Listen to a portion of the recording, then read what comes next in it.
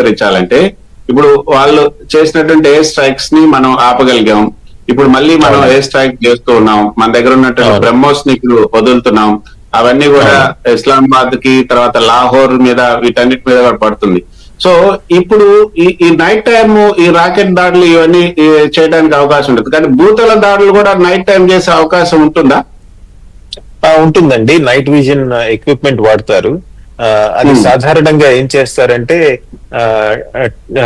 Late night start అయ్యి early morning కి pickup చేసుకుంటారండి. తర్వాత స్పెషల్ ఫోర్స్ ఆపరేషన్స్ అన్ని లేట్ నైటే నడుస్తాయి.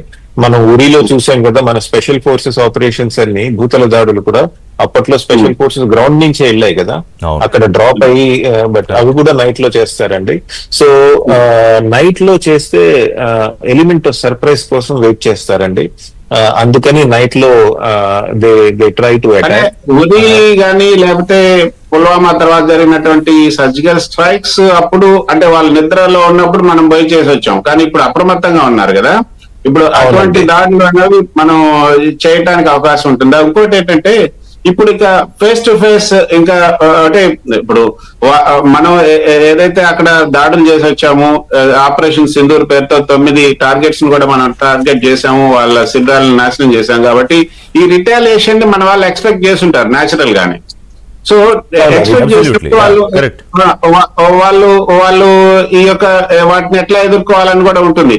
కానీ ఈ ఎస్కలేషన్ అన్నది పెరిగినప్పుడు మన వాళ్ళు ఇంకా ముందుకు పోయి వాళ్ళని అంటే పాక్ ఆక్రమిత కాశ్మీర్ వరకు పోవటం, లేకపోతే పాక్ బోర్డర్ వరకు కూడా, అంటే అవతల ఇంటర్నేషనల్ బోర్డర్ దాటి పోయే అవకాశం ఇప్పుడు ఈ సమయంలో ఉందని మీరు అనుకుంటున్నారా?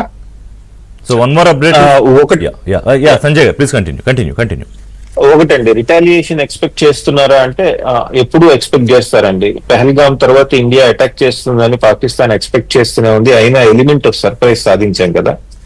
అలానే బాల్కోట్ తర్వాత మన పాకిస్తాన్ రెస్పాండ్ అవుతుందని ఎక్స్పెక్ట్ చేసాం, కానీ మనం ఒక విమానం కోల్పోవాల్సి వచ్చింది.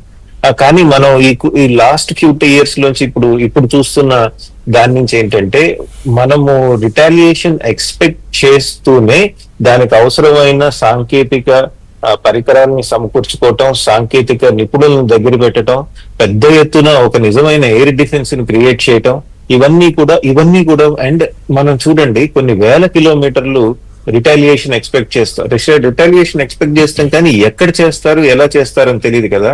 There is an element of surprise ఉంటుంది కదా, అనుకోకుండా ఒక చోటుకు చొరపట్టడం, ఇట్లాంటివి జరుగుతాయి కదా. అవి కూడా మన వాళ్ళు చేయగలుగుతున్నారంటే, పాకిస్తాన్ ఇలాంటిది చేయలేకపోయింది కదా లాస్ట్ 2 రోజుల్లో. వాళ్ళు ఎక్స్పెక్ట్ చేస్తున్నారు కానీ వాళ్ళు చేయలేకపోతున్నారు. మనం వెళ్ళి లాహోర్ ఎయిర్ డిఫెన్స్ దెబ్బతీయటం జరిగింది. సో ఈ ఎక్స్పెక్టేషన్స్ ఎప్పుడు రిటాలియేషన్ ఎక్స్పెక్టేషన్ ఉంటుందండి ఎప్పుడు, కానీ ఆ ఎక్స్పెక్టేషన్ ని మనం దాటి ఒక సర్ప్రైజ్ ఎలా క్రియేట్ చేస్తాం అన్నది ఇంపార్టెంట్ అండి. ప్రస్తుతానికి మన పాకిస్తాన్ ఇంత పెద్ద బార్డర్ పెట్టుకుని కూడా, ఇంత పెద్ద సపోర్ట్ ఉంది కూడా, చైనా లాంటి పెద్ద పెద్ద దేశాలు, అండ్ మిలిటరీ నడుపుతున్న గవర్నమెంట్, మిలిటరీకి పెద్ద ఎత్తున వనరులు ఇస్తున్న గవర్నమెంట్, మిలిటరీ లీడర్షిప్ నడుపుతున్న